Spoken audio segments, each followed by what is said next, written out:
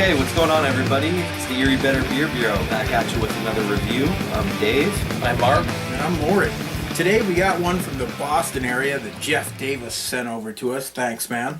This is a beer from Night Shift, and it is their Bean Porter, which is aged in bourbon and rye whiskey barrels and infused with vanilla beans and coffee beans. Weighs in at 7.2%. Bottled on 2/19/14, so a little over a month, about a month and a half old. And it's a collaboration with Bean Snowboards. So we're going to get into this one, let you know what we think about it. Wow.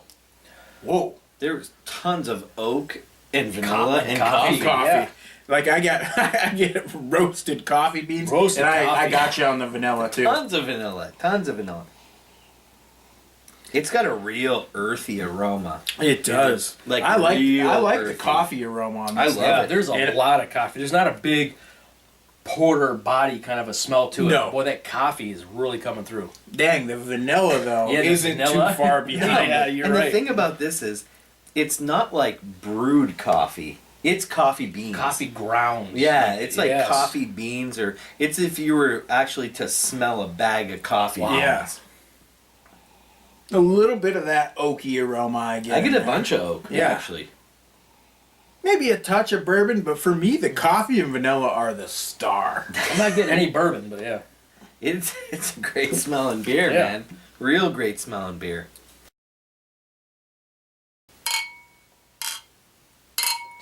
Cheers.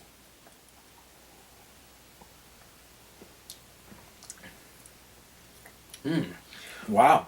Wow, I was right. That's got a ton of vanilla. Yeah, it does. Holy crap. I mean, it has got a ton of a vanilla. Vanilla bean and coffee. I mean, Uh-huh. It's kind of a thin mouthfeel. It is kind of a thin mouthfeel. But the thing is, The flavor. not for a porter, though. I Yeah. feel like it's appropriate. It's And I don't almost even- an English style of porter. I don't even know that it's the mouthfeel. imperial portered at 7.2%. You know, Yeah. you're getting there, but not quite. Yeah. But it is, I think, it's thin, but not when you consider style. I Not think real it's thin. definitely Right. appropriate for a porter style Yeah, beer. yes. And it has got some banging flavors, It though, does. man. Holy cow. It has got huge vanilla, huge coffee, and I'm getting a nice oak barrel. Oak. There's I'm definitely not getting some a ton of bourbon. I'm not either. None. I'm not either.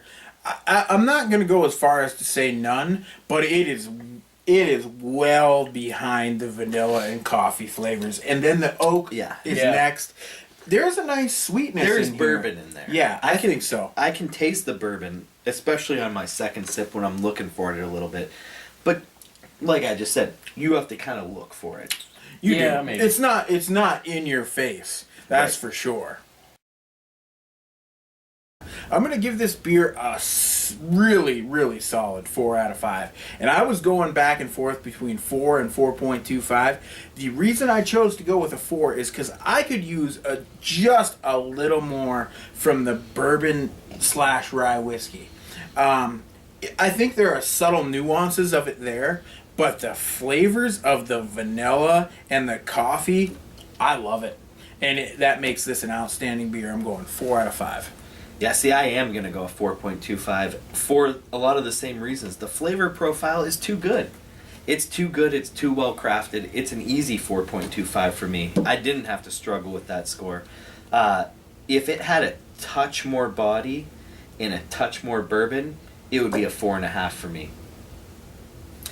All right, I'm going to go with Maury. I'm going to go with 4.0. For those reasons, for the little bit of a thin mouthfeel. I mean, porter or not, I've had some thicker porters, a little bit, I'm just going to have to go 4.0. So, that's it. All right, guys. Till next time. Cheers. Cheers.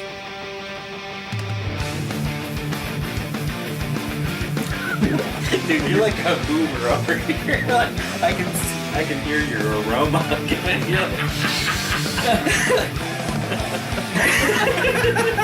It's like a board.